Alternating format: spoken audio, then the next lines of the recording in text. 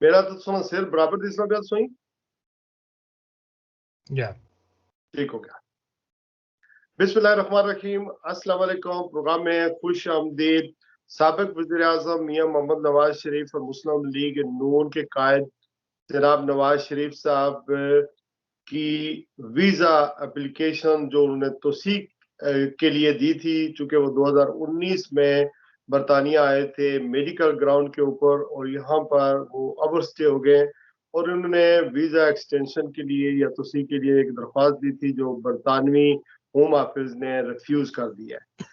इसमें दो तीन तरह की खबरें हैं। एक खबर यह है कि उन्होंने अपील कर दी है, एक खबर यह है कि अभी अपील लॉन्च नहीं हुई है।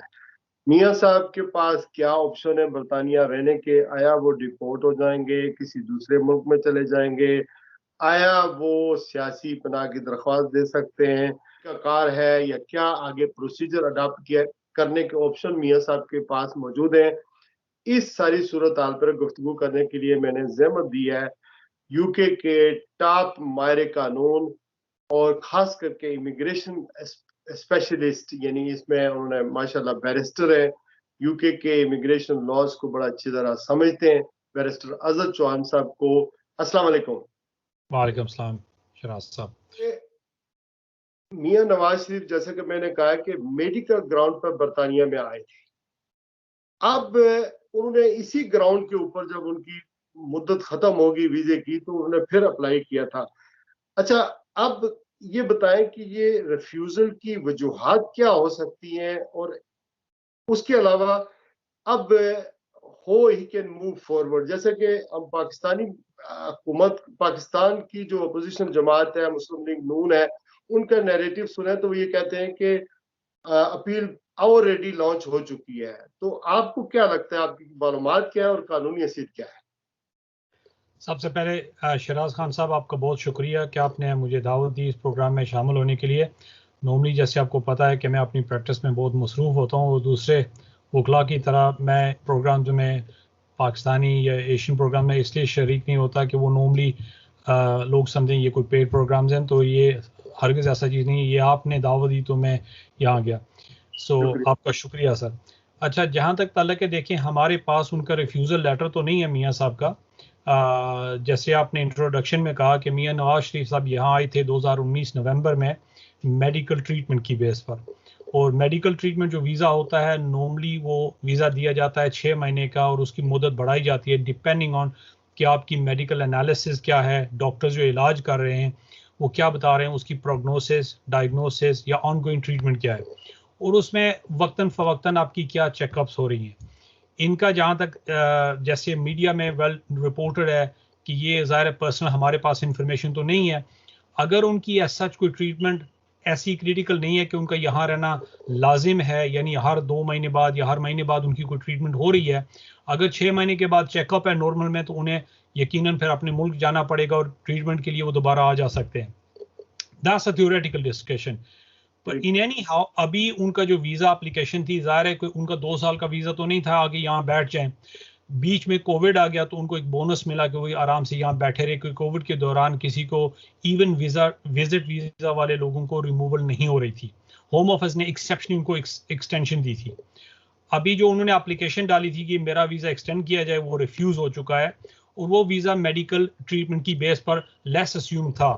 तो रिफ्यूजल की बेसिस ये हो सकती है कि you can go back and receive this treatment in your own home country, और there is no further medical treatment pending, कि मजीद कोई इलाज आपका नहीं हो रहा यहाँ पर, और आपके डॉक्टर्स जो हैं वो उनकी डायग्नोसिस ये होगी जी इनका इलाज भी हो चुका, इनको दवाइयाँ दे रहे हैं, अब मजीद इनकी कुछ सर्जरी वगैरह तो होनी नहीं है, तो ये यही होगा, मजीद चेकअप होगा, इनकी बीमारी की जो अलामत है वो कैसे किस सफ़र पर जा रही है। So that's one thing. तो जहाँ तक कोई भी रिफ्यूज़ल है, क्योंकि 2014 के बाद इंग्लैंड में अगर एप्लीकेशन, आप वीज़े की एप्लीकेशन डाल रहे हैं यहाँ रहकर, चाहे वो मेडिकल ट्रीटमेंट है, उसमें एक एलिमेंट होता है कि इस part of my human rights, कि मेरी यहाँ फैमिली और मैं इलाज भी करवा रहा हूँ, उसको कहते हैं article 8 private and family life. उसके साथ साथ फिर उनको राइट ऑफ अपील मिलता है। वो नॉर्मली होता है 14 दिन के अंदर अंदर आपको अपील जमा करानी पड़ती है इमिग्रेशन एंड असाइलम ट्राइब्यूनल के साथ, जो यहाँ का कोर्ट सिस्टम है। उसके बाद फिर अदालत, क्योंकि आज़ाद है यहाँ, वो अपना प्रोसेस में डाल देते हैं, तो उसमें मजीद अपील की तारीख आने में ऑन एवरेज 6 महीने की टाइम है इन कंट्री अपील्स की। ज्यादा भी टाइम लग सकता है, लेकिन ऑन एवरेज मैं बता रहा हूँ। अगर अपील कामयाब हो जाती है तो फिर तो मियां साहब को कितना वीजा मिलेगा? देखें जी, ये डिपेंड होगा जो एप्लीकेशन उन्होंने डाली है कि मुझे मेडिकल ट्रीटमेंट, कोई परमानेंट वीजा तो उन्हें नहीं मिलेगा, लेकिन ये नॉर्मली डिस्क्रेशन लीव है। डिस्क्रेशन लीव मैक्सिमम जो होती है वो 2.5 साल की होती है, लेकिन अगर उन्होंने ट्रीटमेंट के लिए वीजा अप्लाई किया तो ऑन एवरेज अबाउट 1 साल का वीजा मिलता है। लेकिन डिस्क्रेशन लीव जो है वो 2.5 साल की मैक्सिमम मिलती है एक गो में, एक गो में। और अगर मियां साहब को वीजा ये अपील जो डाली है ये रिफ्यूज हो जाती है, इनकी ये अपील या खारिज हो जाती है, तो फिर मियां साहब के पास क्या ऑप्शन रहता देखिए अगर अपील जज डिसमिस कर देता है कि देखिए आपका यहाँ कोई खास वजह नहीं रहनी, जो बेसिस आप बता रहे हैं वो सच नहीं है, you can receive this treatment abroad, you can go back and come as and when you like, उसमें फिर ये होगा कि मियाँ साहब मजीद अपील डाल सकते हैं कि जज ने अगर कोई कानूनी गलती की तो दोनों पार्टीज को इख्तियार होता है उस जज के पहले फैसले को चैलेंज करना only on the basis of अगर मटेरियल एरर ऑफ लॉ है और वो मटेरियल लॉ फंडामेंटल है टू द डिसीजंस आउटकम, उसमें फिर अपर ट्राइब्यूनल में अपील जाती है तो वो मजीद 6 महीने का प्रोसेस है। उसमें again I said on average, तो let's say from first appeal आज से लेकर फर्स्ट अपील 6 महीने में आती है, वो डिसमिस हो जाती है, दूसरी अपील मजीद 6 महीने, सो 1 साल का तकरीबन ये प्रोसेस होगा एग्जॉस्ट करने में। अगेन अगर अपर ट्राइब्यूनल अपील डिसमिस करती है तो फिर आपके पास ऑप्शन है appeal to the court of appeal, जो सेकंड हाईएस्ट कोर्ट है इस मुल्क का। ठीक। अच्छा, अगर मियां साहब, चूंकि यहाँ भी प्राइवेट अस्पताल हैं, अगर मियां साहब अपनी मेडिकल ग्राउंड जो है नए सर्टिफिकेट के साथ, नई चेकअप के साथ मेडिकल जो सर्टिफिकेट होते हैं वो देते हैं और वर्स्ट सिनारियो ये है कि उनकी सेहत बिल्कुल ठीक नहीं है, तो इस हवाले से जो इमिग्रेशन के लॉ क्या कहते हैं कि ये फिर वेरिफिकेशन होगी या कोई नया बोर्ड बैठता है, इसकी तहकीकात कैसे होगी और क्या वो उसको मानो अन उस सर्टिफिकेट को या उस एग्जामिनेशन को, उस मेडिकल रिपोर्ट को कबूल कर लेगी इमिग्रेशन के जो अकाम है या अदालत उसको कबूल कर लेती है या उसको हक है कि उसको रिफ्यूज कर दे? अच्छा, पहली तो बात यह है कि जो वजारत दाखिला होम ऑफिस ने फैसला बनाया है वो उन्होंने फैसला बनाया बेस्ड ऑन जो इंफॉर्मेशन इन लोगों ने ऑलरेडी प्रोवाइड की थी दरखास्त के साथ या उसके बाद जो उन्होंने मांगी है। अभी इस फैसले के बाद कोई भी चीज अगर वो नहीं दे रहे हैं तो वजारत दाखिला कहेगा कि हमारे पास कोई अलादीन का चिराग तो नहीं था, हमें क्या पता था कि साल के बाद मियां साहब के साथ क्या होने वाला है, तो दैट वुड बी कॉन्स्टिट्यूट के न्यू इंफॉर्मेशन। तो वो कहेंगे जी वापस होम ऑफिस को नई दरखास्त डालें ताकि वो दोबारा रिकंसिडर केस को करें या नया फैसला बनाएं। अदालत पाबंद है कि ये देखें अप टू फर्स्ट ईयर के फैक्ट्स क्या थे, हकाइक क्या थे, इनके पास एविडेंस क्या था।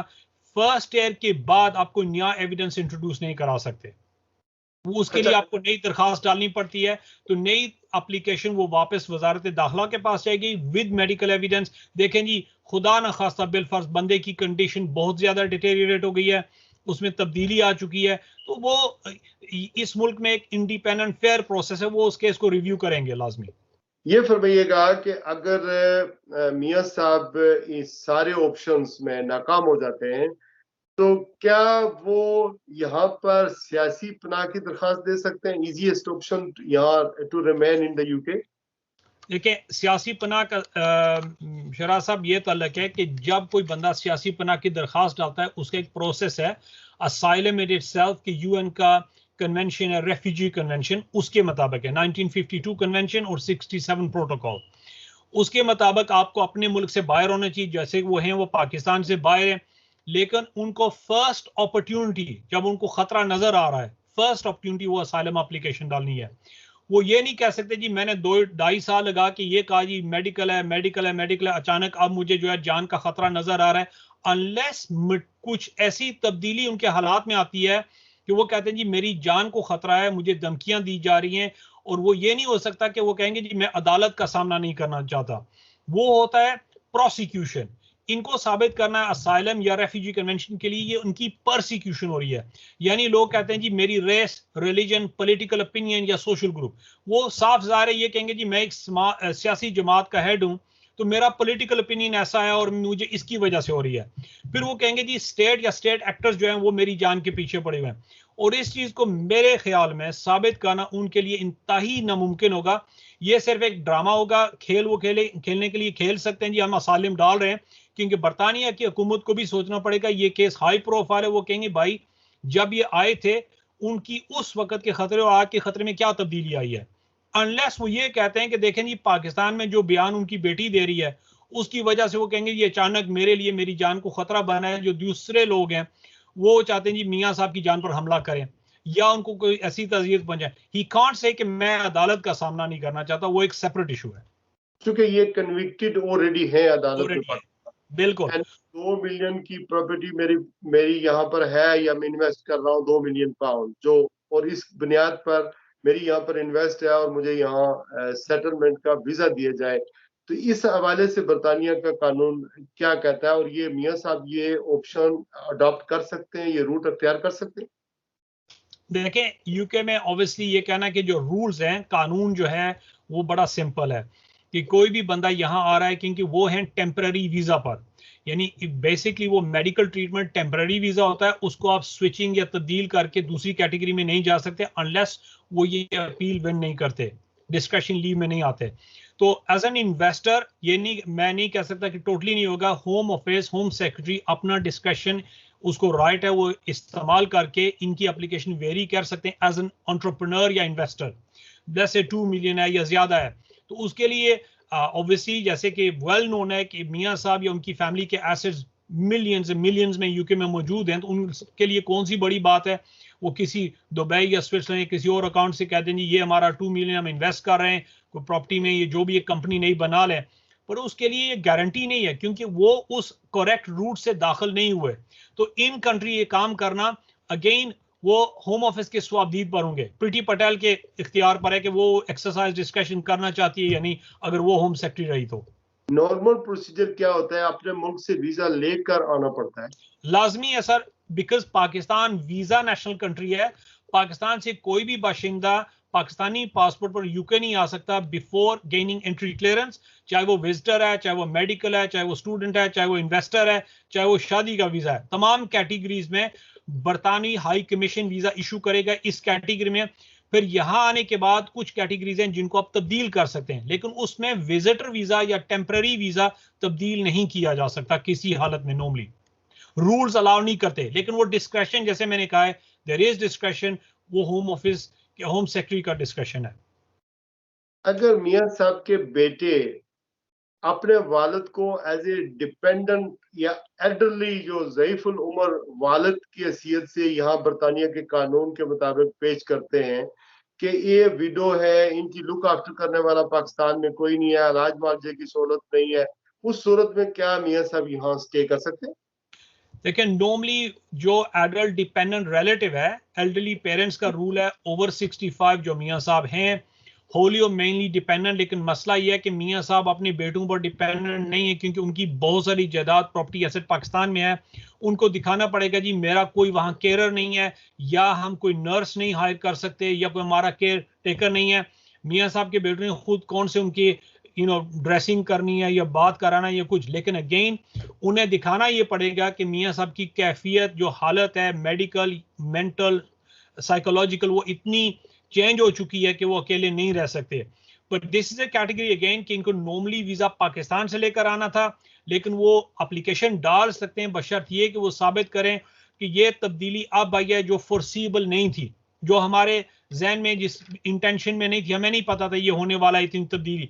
उसके लिए अगेन मेडिकल रिपोर्ट प्रोवाइड करनी पड़ेगी, that is a separate application, पर उसके chances of success would be dependent on के एविडेंस क्या उनके पास कि ये कब उनका इरादा तब्दील हुआ, क्या तब्दीली आई है, और ऐसी कौन सी तब्दीली है जिसकी वजह से मियाँ साहब अकेले यहाँ यूके में बैठकर रोजाना वो पॉलिटिकल एक्टिविटी रन कर रहे हैं। So he can't say on the one hand कि मैं मुझ में कोई डिमेंशिया या मेडिकल ऐसी कैफियत आ चुकी है, on the other hand is running a political party, लोगों से मिल रहे हैं, सो मामूल की जिंदगी। सो वो कॉन्ट्रडिक्शन होगी इन इटसेल्फ। मियाँ मोहम्मद नवाज शरीफ साहब अगर किसी दूसरे मुल्क में जाना चाहें तो इनको मतलब ये वैलिड डॉक्यूमेंटेशन की जरूरत होगी जो पाकिस्तान हाई कमीशन जारी करेगा।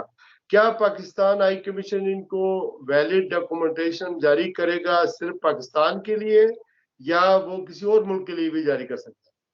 देखिए पाकिस्तान गवर्नमेंट जो है at the time when Peoples Party was in power under mister Rehman Malik when he was home secretary, तो उन्होंने एक एग्रीमेंट साइन किया हुआ यूके के साथ कि पाकिस्तान हाई कमीशन हर पाकिस्तानी बाशिंदा जो यहाँ पर मौजूद है, जो कह रहा है जी मैं पाकिस्तानी शहरी हूँ, अगर उसका पासपोर्ट एक्सपायर हो जाता है तो यूके गवर्नमेंट उनकी डॉक्यूमेंट यानी बायोमेट्रिक फिंगरप्रिंट वेरिफिकेशन के बाद नादरा वाले उनको वन वे ट्रैवल डॉक्यूमेंट देंगे वापस पाकिस्तान रिटर्न करने के लिए।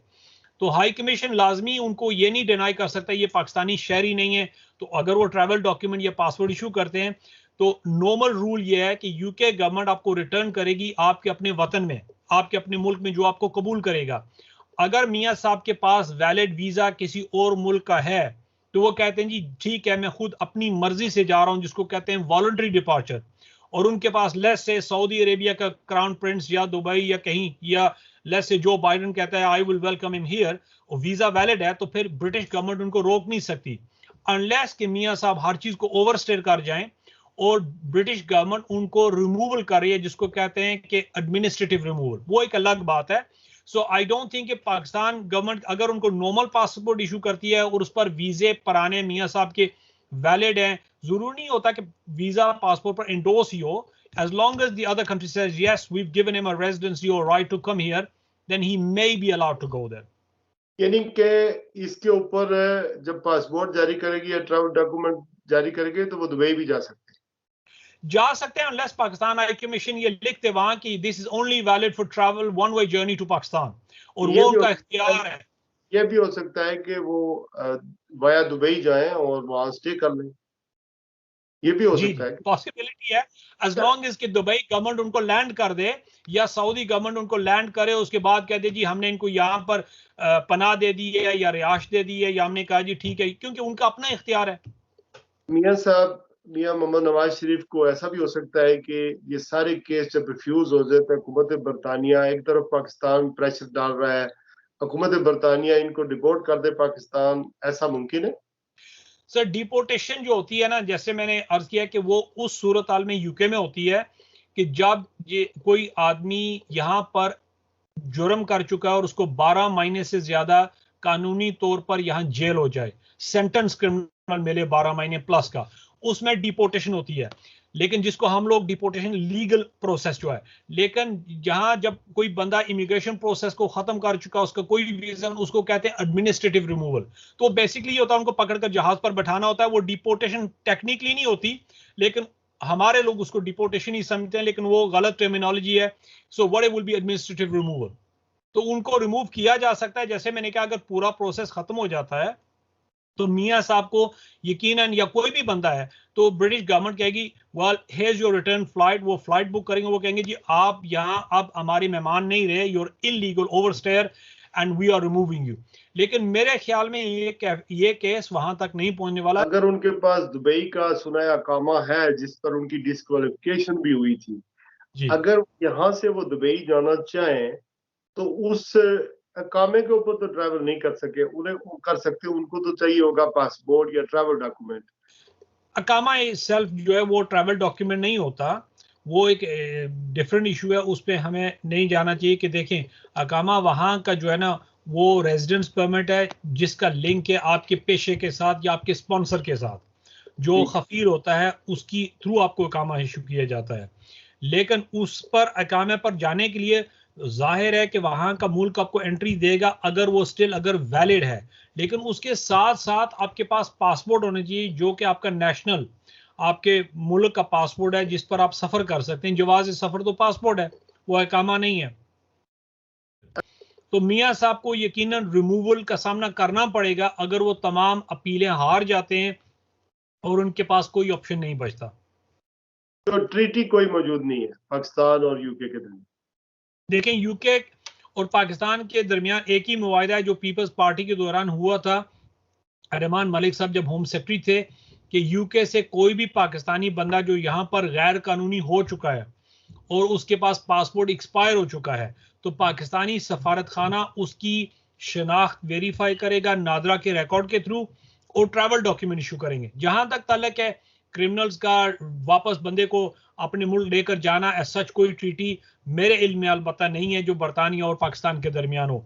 तो सियासतदान ये जो सियासी बयान देते हैं वो लोगों को खुश करने के लिए होते हैं, उस पर इन्हें वर्क करना पड़ता है। ज़ाहिर है उसके लिए फिर ये मुश्तरका ट्रीटी होती है कि बरतानिया भी लोगों को वापस लाना चाहेगा, और बहुत सारे लोग यहाँ से आपको पता है जुर्म करके पाकिस्तान फरार हो जाते हैं। तो पाकिस्तान में तो वो सिर्फ सियासतदानों की बात कर रहे हैं, दूसरे लोगों की वो बात नहीं कर रहे। और बरतानिया तो ऑब्वियसली कंसिडर करेगा जो आम लोग पैटी क्रिमिनल्स हैं यहाँ से फरार हो चुके हैं अदालत से, तो उनको भी वो वापस कहेंगे जी हम एक्सचेंज ट्रीटी होती है, एक्सट्रेडिशन ट्रीटी जिसको हम कहते हैं।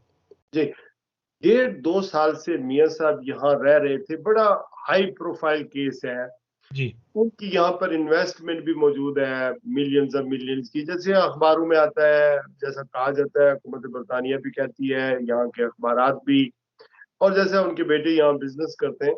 ये फरमाइएगा कि इस सारी जो सूरत हाल है, इसके बावजूद मियां साहब को कोई नहीं पूछ रहा था। इन्होंने वीजा एक्सटेंशन की एप्लीकेशन दी हुई थी, और आनन फानन ये न्यूज आ गई कि हुकूमत बरतानिया ने या मतलब ये महकमा दाखिला ने, बरतानवी वजारत दाखिला ने ये मियां साहब की अपील नहीं बल्कि ये वीजे की एप्लीकेशन को रिफ्यूज कर दिया।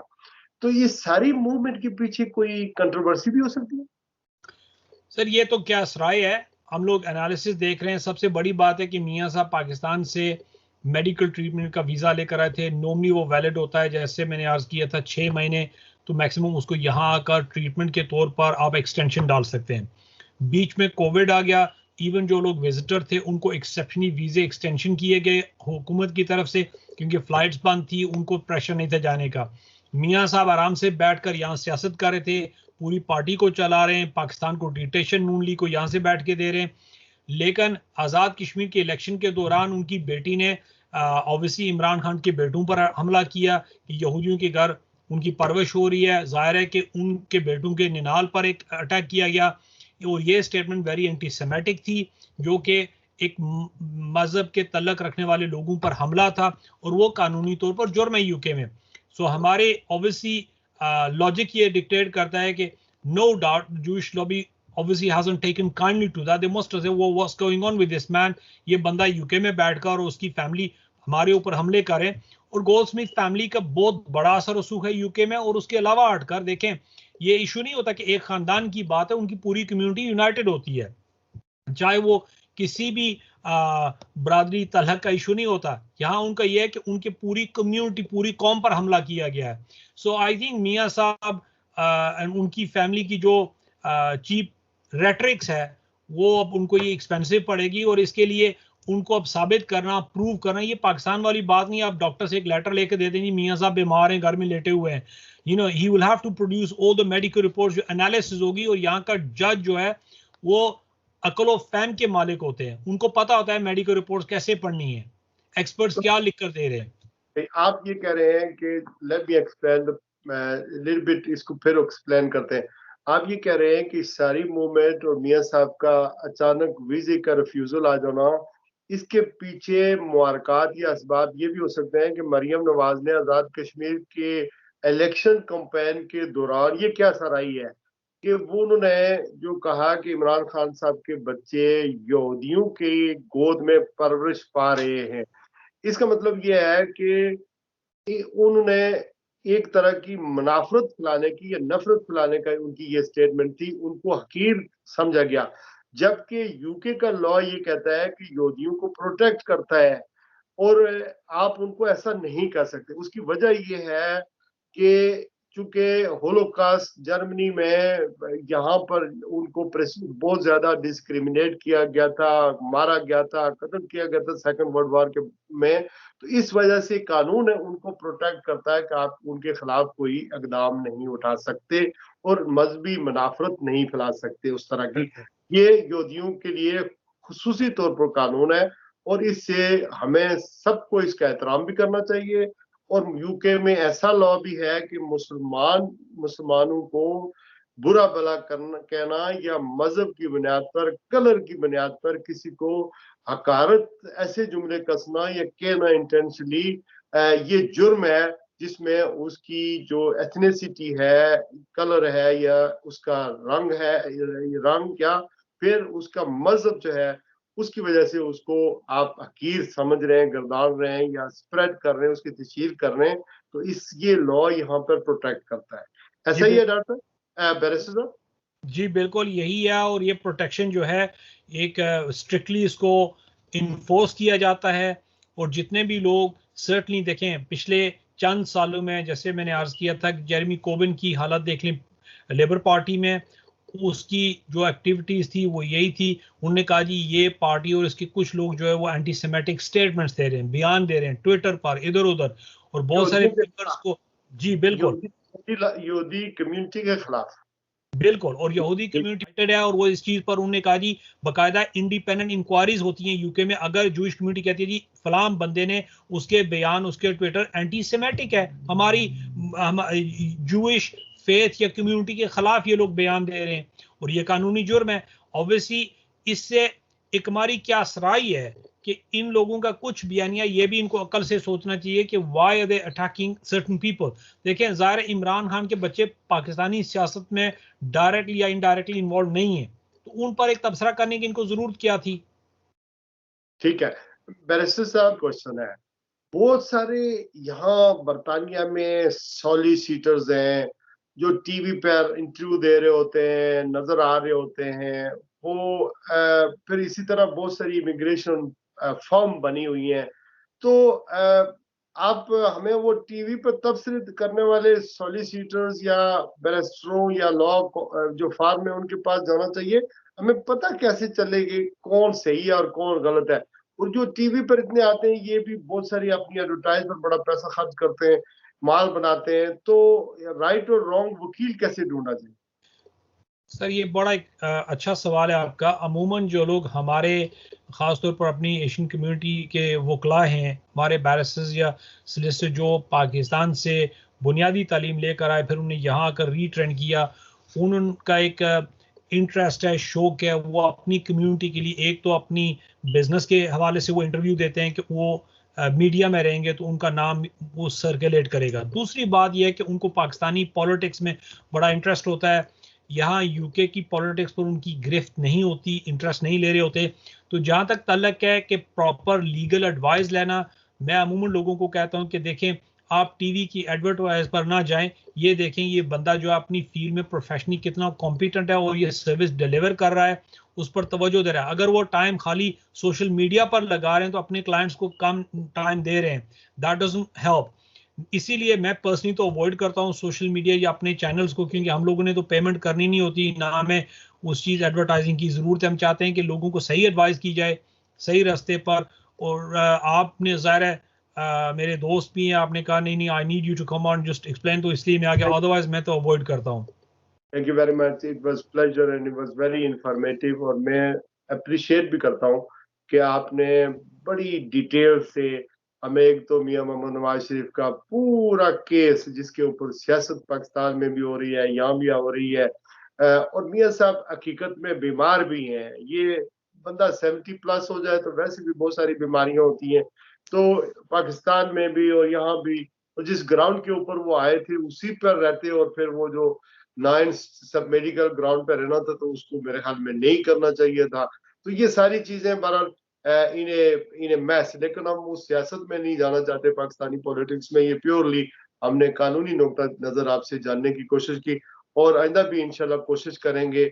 और मैं अपने नाजरीन को भी ये कहना चाहता हूँ जो भी बैरिस्टर अजहर चौहान से कानूनी तौर पर इमिग्रेशन के मामला पर वो उनको कोई मदद दरकार हो या कोई एडवाइस दरकार हो, दे शुड कॉन्टेक्ट मी, और इवन बैरिस्टर अजहर चौहान से कॉन्टेक्ट करके सही तरीका अडॉप्ट करें, सही एडवाइस लें। बहुत शुक्रिया, अपना और अपने गिरदो नवा के लोगों का ख्याल रखिएगा। आज के लिए बस इतना ही, अल्लाह हाफिज।